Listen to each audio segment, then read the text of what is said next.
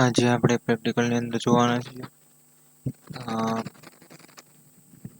ટેબલમાં અસાઇનમેન્ટમાં table create કરવાનું પાયથોનમાં 3 table છે જેને આપણે ક્રિએટ કરવાનું છે અને ત્રીજા ટેબલને ફોરેન કી આપવાની છે અને ટ્રિગર બનાવવાના છે 10 કન્ડિશન આપેલી છે જે એપ્લાય કરીને આપણે આઉટપુટ લાવવાનું છે જેમાં સબ ક્વેરી પણ છે તો અહીં અંદર આપણે જોઈએ તો ફર્સ્ટ 3 આજના વિડીયોની અંદર 3 ટેબલ ક્રિએટ જ કરવાના છે એની પછી આપણે જોઈશું ટ્રિગર અને નેક્સ્ટ આવશે ત્રીજો વિડીયો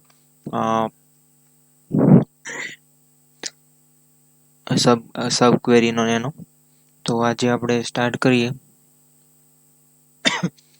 ટેબલ ક્રિએટ કરવાનું તો ટેબલ આપણે ક્રિએટ કરીશું એમાં ફર્સ્ટ છે પ્રોડક્ટ સેકન્ડ કસ્ટમર અને થર્ડ પરચેસ ડિટેલ છે તો હવે પહેલું ટેબલ આપણે ક્રિએટ કરીએ તો એ છે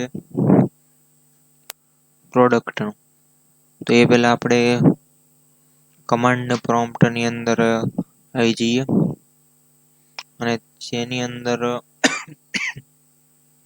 પહેલાં લોગિન થઈ જઈએ તો મારું ઈ ડ્રાઈવની અંદર છે SQLite તો ઈ ડ્રાઈવ C displays SQLite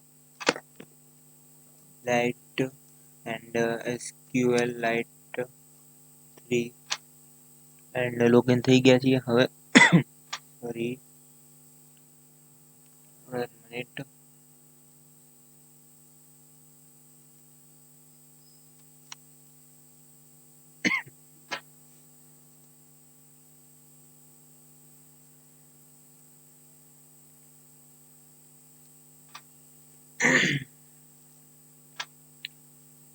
હવે આમાં આવશે SQLite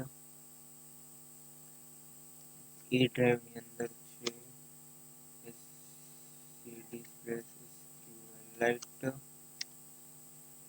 SQLite 3 space assignment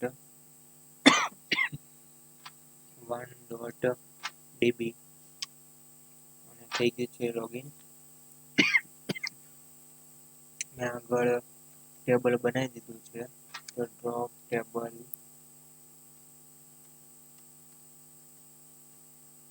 product and drop table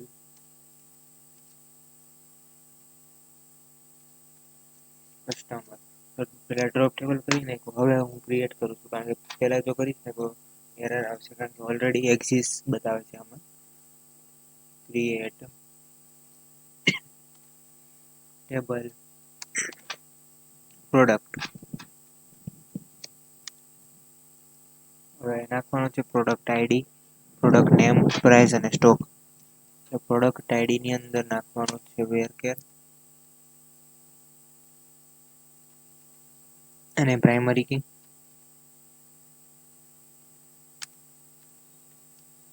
પછી છે પ્રોડક્ટ નેમ જેની અંદર વેરકેર અને નોટ નલ પછી છે પ્રાઇસ નંબર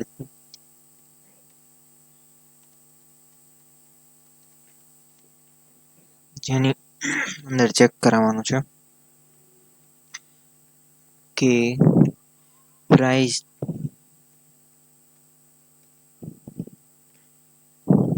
0 થી મોટી હોવી પડે 0 કે તેનાથી મોટી પણ તેનાથી ઓછી માઇનસમાં ના હોવી પડે સ્ટોક તો તેની પણ કન્ડિશન છે કે ચેક કરવાનું છે સ્ટોક છે તે 0 કે તેનાથી વધારે હોવો પડે માઇનસમાં ના હોવો પડે તો પ્રોડક્ટ આ ટેબલ ક્રિએટ થઈ ગયું છે હવે પછીનું ટેબલ છે કસ્ટમર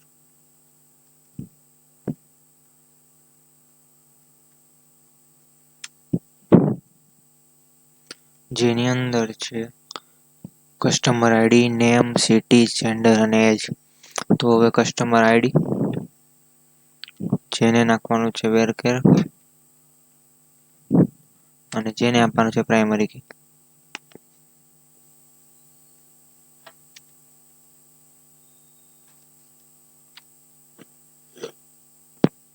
બીજું છે કસ્ટમર નેમ, સિટી, જેન્ડર.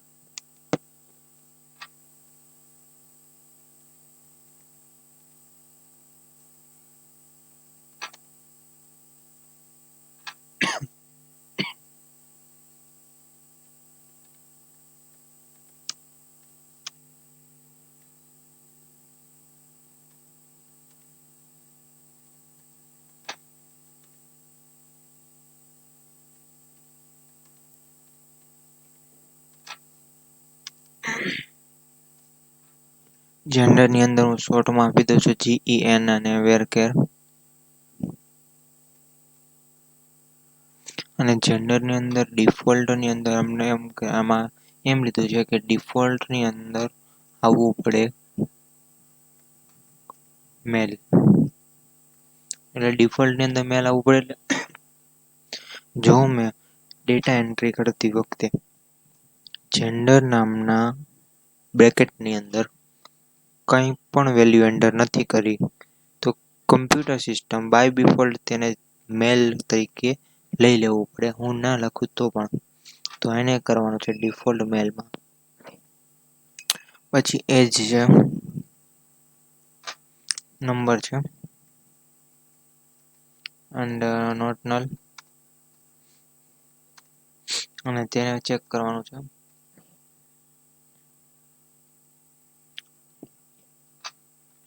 એજ 0 થી 100 સુધીની હોવી પડે.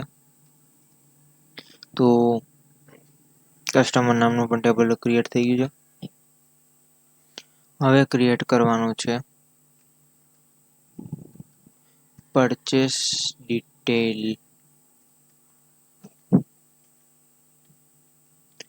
જેમાં છે પરચેસ આઈડી જે વેરકેર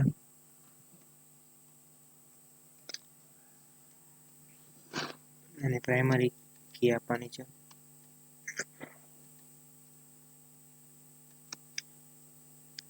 પછી છે customer ID and product ID.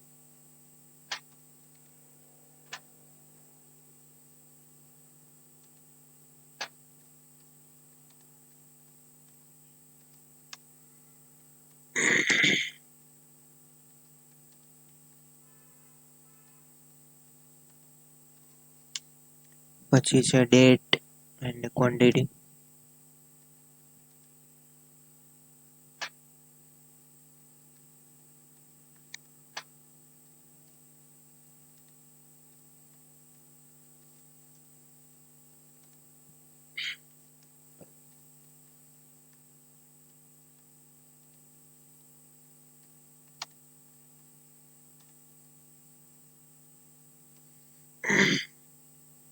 ક્વોન્ટિટીની અંદર ચેક કરવાનું છે કે ક્વોન્ટિટી 0 કે તેનાથી વધારે હોવી પડે.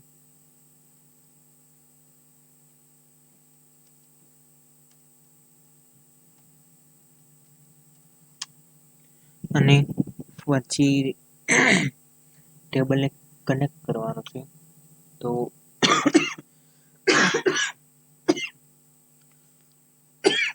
પ્રોડક્ટ ટેબલ અને કસ્ટમર ટેબલ એ બંનેને કનેક્ટ કરવાનું છે પરચેસ ડિટેલની અંદર. તો કનેક્ટ કરવા માટે યુઝ થાય ફોરેન કીનો.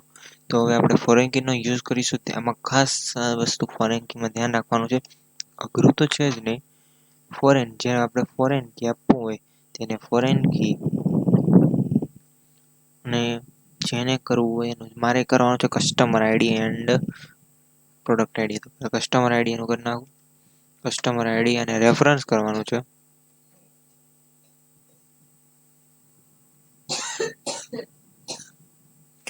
કોની સાથે છે આ કસ્ટમર આઈડી પહેલા કયાને આપ્યું છે તો કસ્ટમર આઈડી આપ્યું છે. આ કસ્ટમર આઈડી છે. મેં કસ્ટમર આઈડી આપ્યું છે કસ્ટમર નામના ટેબલને. તો આવશે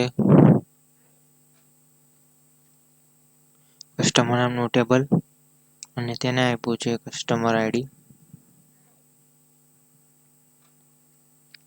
પછી છે પાછો ફોરેન કી, જેમાં છે પ્રોડક્ટ આઈડી અને રેફરન્સ કરવાનો છે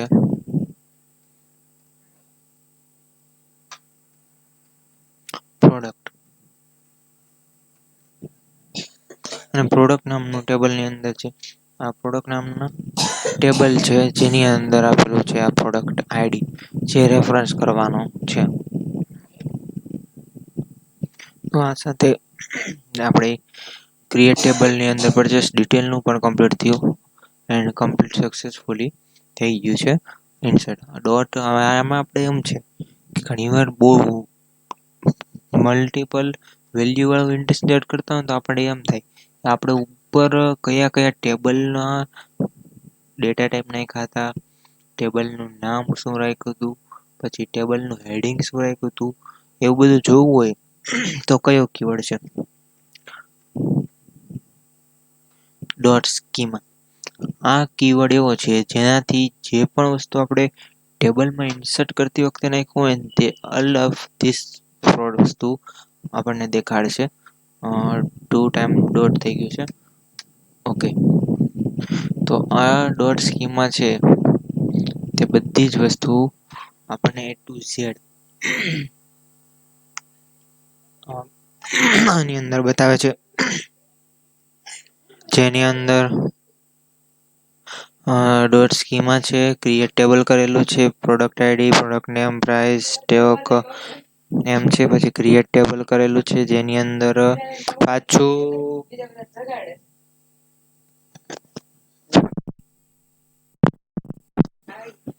કસ્ટમર છે જેની અંદર customer ID, name, city, gender, age, પછી પાછું પરચેસ ડિટેલ છે જે આમ જે આપણે જોવું હોય ને તે બધું અને થાય ને ત્યાં સુધી મારો રેફરન્સ એમ છે કે આ ઊભું જ લખજો. ઘણા ખરા આમ આડું સીધું છે ને અહીંથી ક્રિએટ ટેબલ કરીને આડું સીધું લખી નાખે છે તો પ્રોબ્લેમ એ પડે છે કે સીધું આડું લખે ને તો આમાં પ્રોબ્લેમ એ થઈ છે કે આગળ કંઈક જો એરર આવી હોય ને તો બધું એ કરે આપણે રિફર કરીએ ને તો ગૂંચવાઈ જઈએ કે અહીંયા કઈ જગ્યાએ એરર છે. જો લાઈન ટુ લાઈન લખ્યું હોય ને તો આપણે લાઈન ટુ લાઈન જોઈ શકીએ ક્યાં એરર આવી છે. તો મારો રેફરન્સ એવો છે કે તમે લાઈન ટુ લાઈન લખો, પછી એઝ યોર વિશ તમે જે પ્રમાણે લખો તે પણ ચાલશે. તો આજનો વિડીયો અહીંયા આપણે કમ્પ્લીટ કરીએ છીએ. ક્રિએટ ટેબલ કરી દીધું છે. હવે આપણે નેક્સ્ટ આવશે અને એકવાર પહેલા ડોટ અને સેવ કરવા માટે શું આવે તો ડોટ સેવ ફાઇલ, આનાથી ડોટ સેવ ફાઇલથી સેવ થાય છે.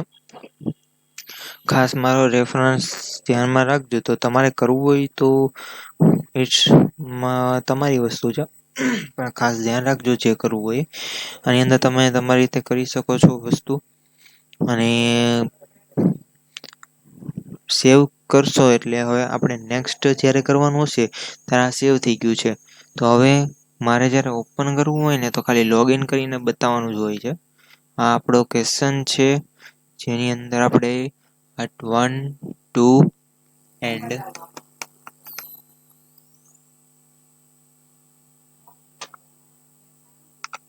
આ 3 આમ એટલું આપણે કર્યું છે.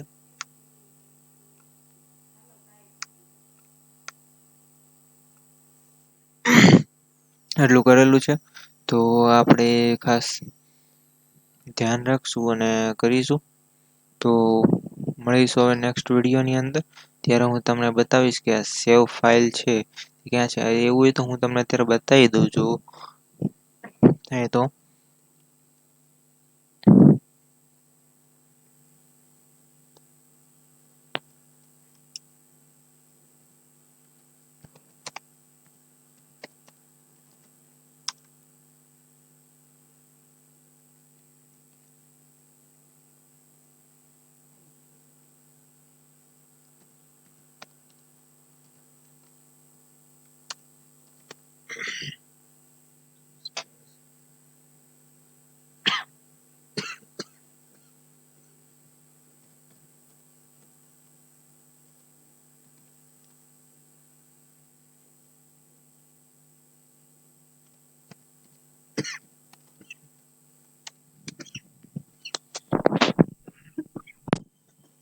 તમે જોઈ શકો છો ડોટ સ્કીમા કર્યું છે. તો જેટલી આપણે ક્રિએટ ટેબલ કરેલું હતું તે બધી જ વસ્તુ અહીંયા ડિસ્પ્લે થાય છે. તો ખાસ હવે આ ધ્યાનમાં રાખવું. અને હવે આપણે મળીશું નેક્સ્ટ વિડીયોની અંદર. ત્યાં સુધી બધાને જય હિન્દ, જય ભારત, જય સ્વામિનારાયણ.